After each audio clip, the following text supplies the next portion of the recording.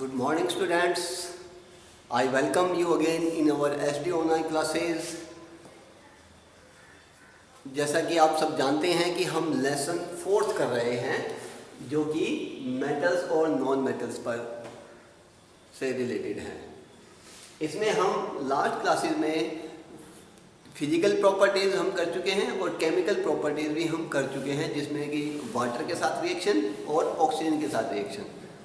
तो let us recall कि oxygen के साथ रिएक्शन करते हैं तो क्या होता है, तो वो प्रोडक्ट जो बनता है वो ऑक्साइड बनता है, चाहे वो मेटल हो या नॉन मेटल हो। और अगर मेटल होगी उसका जो ऑक्साइड होगा वो कैसा होगा, वो बेसिक इन नेचर होगा, यानी कि वो बेस बनाएंगी। और जो नॉन मेटल्स हैं उनके जो ऑक्साइड बनते हैं वो क्या होते हैं, जनरली एसिडिक इन नेचर। कैसे नेचर में होते हैं? Acidic in nature. और उसके बाद हमने बात करी थी कि पानी के साथ रिएक्शन, कि वाटर के साथ जो मेटल है नॉन मेटल है वो पानी के साथ रिएक्ट करती हैं या नहीं करती हैं। तो हमने बताया था कि नॉन मेटल्स जो होती हैं वो वाटर के साथ रिएक्ट नहीं करती, और जो मेटल्स हैं वो रिएक्ट करती हैं और क्या बनाती है, ऑक्साइड बनाती हैं, और हाइड्रोजन गैस इवेपोरेट हो जाती है, ये लिबरेट हो जाती है, बाहर निकल जाती है। आज हम बात करेंगे कि केमिकल प्रॉपर्टी में ही मेटल्स और नॉन मेटल्स की में जो नेक्स्ट केमिकल प्रॉपर्टी है वो है reaction with acid. Reaction with acids.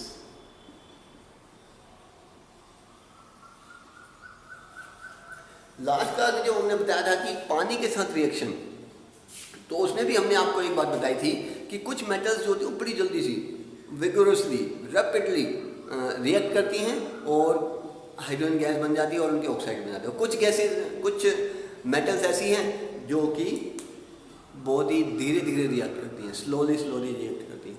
और कुछ के हमने नाम बताया था, जैसे कॉपर है, गोल्ड है, प्लेटिनम है, ये रिएक्ट ही नहीं करती, इवन हाई टेम्परेचर पर भी रिएक्ट नहीं करती। हमने बीच में ये बताया था कि जो आयरन है वो गर्म करने पर ही पानी के साथ रिएक्ट करेगा या वो स्टीम के साथ रिएक्ट करेगा। तो इसी प्रकार हम गैस कर सकते हैं कुछ मेटल्स जो हैं वो बड़ी रिएक्टिव होती हैं और कुछ होती हैं जो कम रिएक्टिव होती हैं। तो उसी आधार पर हम बात करें तो रिएक्शन विद एसिड, तो एसिड के साथ भी जनरली मेटल्स और नॉन मेटल्स कैसे रिएक्ट करती हैं उसके बारे में हम बात करेंगे। तो पहले हम बात करते हैं मेटल्स की। तो मेटल्स जो होती हैं वो डाइल्यूट एसिड के साथ रिएक्शन करती हैं। तो उसमें है कुछ तो हैं जैसे सोडियम है, पोटाशियम है, ये जो होती हैं ये क्या है, बहुत ही विगोरसली, बहुत तेज़ी से रिएक्ट करते हैं क्योंकि दे आर रिएक्टिव मेटल्स। और जो कुछ बाकी और जो हैं वो लेस रिएक्टिव हैं, धीरे धीरे रिएक्ट करती हैं, और कुछ रिएक्शन नहीं भी करती हैं। तो हम बात करेंगे कि एसिड के साथ रिएक्शन में, तो पहला एग्जाम्पल आता है हमारा सोडियम प्लस, हमको एक एसिड लेते हैं that is HCl, that is known as hydrogen chloride, HCl, जिसको हम जनरली हमारे घरों में भी मिल जाता है वैसे तो ये, और लेबोरेटरी में भी इजीली अवेलेबल है। सोडियम जो है वो HCl के साथ रिएक्ट करेगा तो क्या बनाएगा, सोडियम क्लोराइड NaCl। जब मेटल किसी एसिड के साथ रिएक्शन करेगी तो वो अपना रेस्पेक्टिव साल्ट बनाएगी। क्या बनाएगी? रेस्पेक्टिव साल्ट बनाएगी। और क्या करेगी? हाइड्रोजन गैस लिबरेट करेगी, plus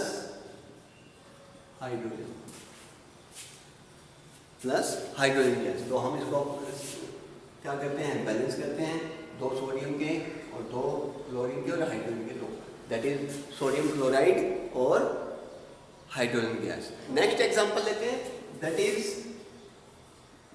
Fe। Fe stand for iron. Fe जब HCl के साथ रिएक्ट करता है तो क्या बनाता है, फेरस क्लोराइड बनाता है। क्या बनाता है? फेरस क्लोराइड बनाता है, और हाइड्रोजन गैस लिबरेट कर देता है, निकल जाती है। फेरस क्लोराइड एक प्रकार का साल्ट है, जैसा कि हमने बताया कि मेटल्स जब एसिड के साथ रिएक्ट करेंगे तो क्या बनाएंगे, साल्ट बनाएंगी और हाइड्रोजन गैस लिबरेट हो जाएगी। इसी प्रकार Fe प्लस Cl2 क्या बन गया, अब इसको हम बैलेंस कर देते हैं, दैट इज क्लियर हो गया, ये बैलेंस हो गई हमारी। आयरन के एक मॉलिक्यूल और Cl के 2 हो गए और हाइड्रोजन के भी 2 हो गए। तो इस प्रकार क्या बनाएगी, फेरस क्लोराइड और हाइड्रोजन गैस लिबरेट। एक और एग्जांपल ले लेते हैं, that is Mg magnesium.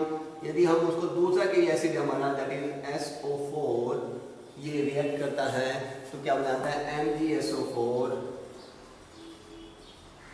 Plus hydrogen gas. तो इसी प्रकार ये भी एक प्रकार का साल्ट है, मैग्नीशियम सल्फेट। और ऐसे ही डिफरेंट हम और भी एग्जांपल ले लेते हैं। तो क्या है कि मेटल्स जो रिएक्ट करती हैं किसके साथ, एसिड के साथ, तो क्या बनाती हैं, उनके देयर साल्ट, अपना मेटल का साल्ट बन जाता है, जो भी मेटल होगी उसका साल्ट बन जाएगा और हाइड्रोजन गैस लिबरेट हो जाएगी। ये जनरली हम बात करें डाइल्यूट के साथ में। और तो इस प्रॉपर्टी की वजह से कि मेटल्स जो होती हैं वो एसिड के साथ रिएक्ट करती हैं, कोई तेज करता है, कोई धीरे करता है, कोई कम करता है। तो इसी वजह से हम कभी भी अपने जो फूड जो होते हैं, हमारा जो भोजन है उसके फूड स्टफ है जो कि पका हुआ, जैसे अचार हो गया या चटनी वगैरह होगी या कोई और जिसमें कि एसिड या बेस वगैरह यूज़ किए गए हैं, तो उनको हम कभी भी मेटल के पॉट में या जार में स्टोर नहीं करते। कारण क्या है, क्योंकि वो क्या करेंगे, एसिड के साथ रिएक्ट करेंगे और एसिड के साथ रिएक्ट करेंगे तो क्या बनेंगे, कोई ना कोई पॉइजनस सब्सटेंस बनाएंगे और वो पॉइजनस सब्सटेंस हो सकता है कि हमें हार्म करे। इसीलिए कभी भी फूड स्टफ वगैरह जो हैं वो मेटल के जार में स्टोर नहीं करने चाहिए। अब हम बात करेंगे reaction of metals with acids. जब मेटल्स एसिड के साथ रिएक्ट करती हैं तो वो अपने रेस्पेक्टिव साल्ट बनाती हैं और हाइड्रोजन गैस लिबरेट करती हैं। उसके लिए हम एक एक्टिविटी करते हैं, एक टेस्ट ट्यूब लेते हैं और एक बीकर लेते हैं। टेस्ट ट्यूब के अंदर हम डालते हैं सल्फ्यूरिक एसिड और जो बीकर है उसमें हमने क्या लिया, सोप सॉल्यूशन लिया है। अब हम क्या करेंगे, जिंक मेटल हम टेस्ट ट्यूब में डालते हैं तो आप देखेंगे कि एक रिएक्शन स्टार्ट हो जाती है और गैस फॉर्मेशन स्टार्ट हो जाता है। अब ये कौन सी गैस है, इसको पता लगाने के लिए हम क्या करेंगे, एक पाइप लगा देंगे जो कि बबल्स प्रोड्यूस करेगी सोप सॉल्यूशन के साथ। जब हम उस बबल्स के पास जलती हुई मैच स्टिक लेके आते हैं तो क्या होता है, वो एक पॉपअप साउंड के साथ ब्रस्ट हो जाते हैं और जलने लग जाते हैं। तो ये शो क्या करता है, ये शो करता है कि वो हाइड्रोजन गैस है। तो क्या the proof sound indicate the presence of hydrogen gas. अब रिएक्शन क्या हुई, जिंक जब डाइल्यूट सल्फ्यूरिक एसिड के साथ रिएक्ट किया तो उसने क्या बनाया, जिंक सल्फेट और हाइड्रोजन गैस लिबरेट कर दी। तो metals react with acid to produce hydrogen gas and their respective salts. अब बात आती है कि नॉन मेटल्स जो डाइल्यूट एसिड होते हैं उनके साथ रिएक्ट नहीं करती। नेक्स्ट जो टॉपिक है that is base reaction with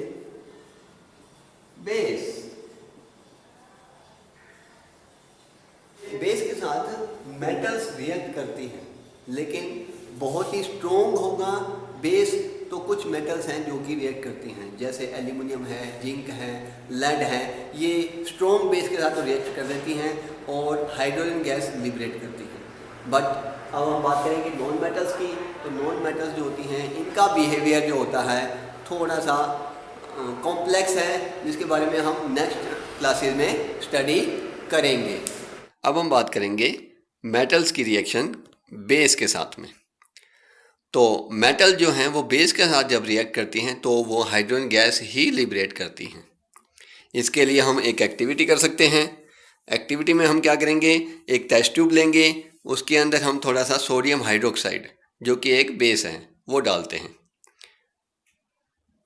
और उसके अंदर हम थोड़ा सा पानी मिला देते हैं। तो पानी मिलाने के बाद सॉल्यूशन बन गया सोडियम हाइड्रोक्साइड का। उसके अंदर हमने डाल दिया एल्यूमिनियम फॉइल के कुछ पीसेस डाल दिए, तो रिएक्शन स्टार्ट हो जाती है। इसके लिए भी हम मैच स्टिक इसके पास जब ले जाते हैं, वो बबल्स जो हैं वो क्या होते हैं, कैसे होते हैं, पॉप अप साउंड के साथ ब्रस्ट होते हैं। तो ये भी क्या शो करता है कि जो गैस निकल रही है वो कौन सी है, हाइड्रोजन गैस। तो इस प्रकार हम कह सकते हैं कि एल्यूमिनियम जो है वो सोडियम हाइड्रोक्साइड के साथ रिएक्शन करके हाइड्रोजन गैस लिबरेट कर रहा है और अपना साल्ट बना रहा है, सोडियम एल्यूमिनेट बनाता है। तो metals react with base to produce hydrogen gas. जो नेक्स्ट टॉपिक है that is displacement reaction. Chemical properties में आगे हम चलते हैं, तो नेक्स्ट है displacement reaction.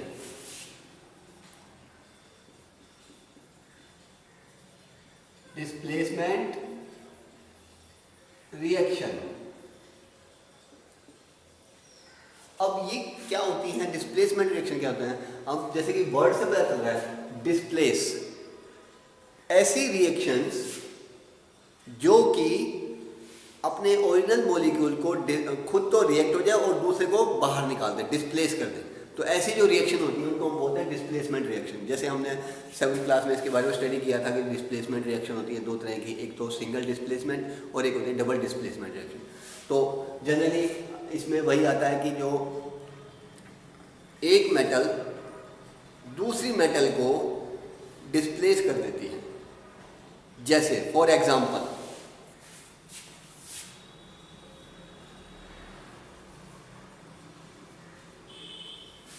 Copper sulphate, copper एक क्या है? मेटल है, और ये किसके साथ रिएक्ट करेगी? आयरन के साथ।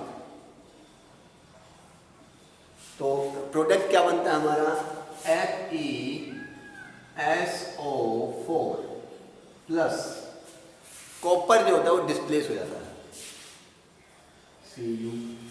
यहाँ पे आप देख रहे होंगे कि कॉपर जो है इस सल्फेट के साथ बॉन्ड बना रखा है, बट जब आयरन इसमें डालते हैं तो आयरन क्या करता है? वो खुद रिएक्ट कर जाता है और कॉपर को बाहर निकालता है, डिस्प्लेस कर देता है।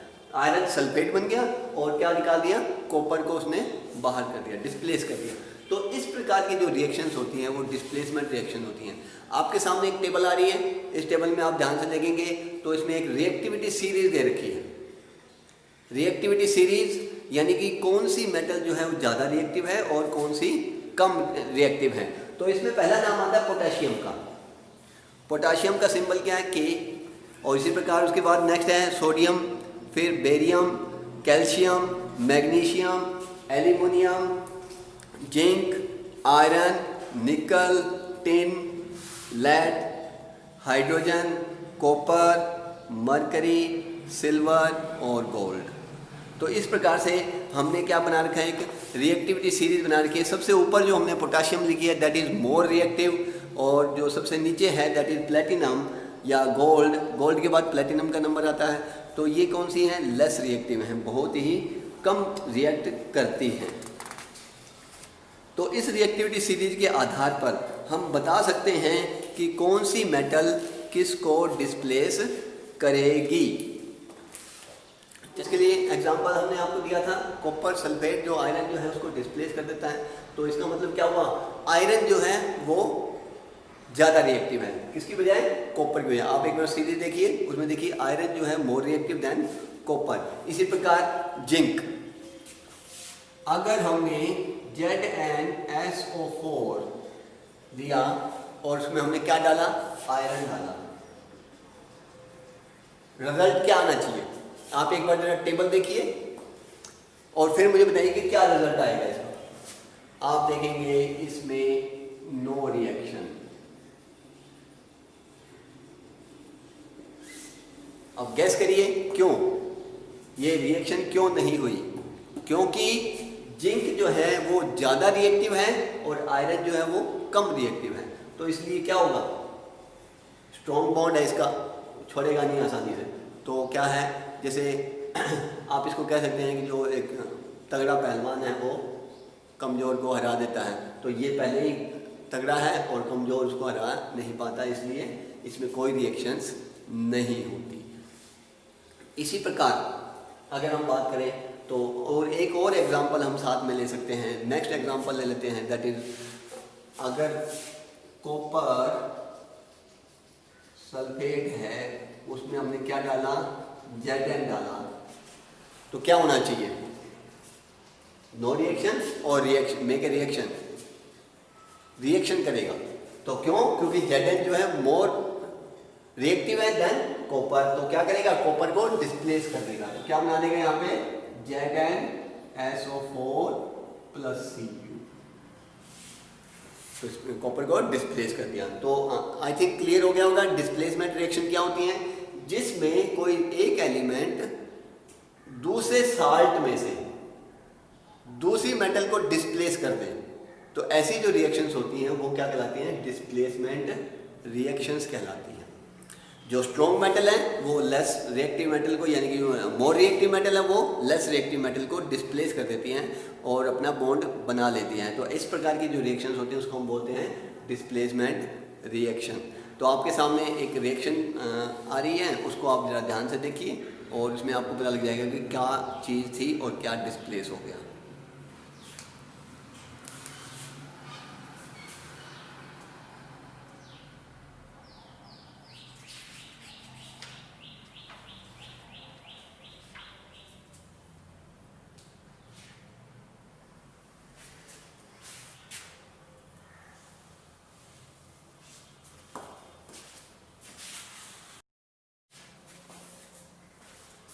तो हमने देखा कि कॉपर सल्फेट के अंदर जब हम आयरन की नेल डालते हैं, कोई कील डालते हैं, कॉपर सल्फेट के सॉल्यूशन में कील डाल देते हैं, तो धीरे धीरे सॉल्यूशन का कलर जो होता है वो ब्लू से कैसा हो गया था, ग्रीनिश हो गया था।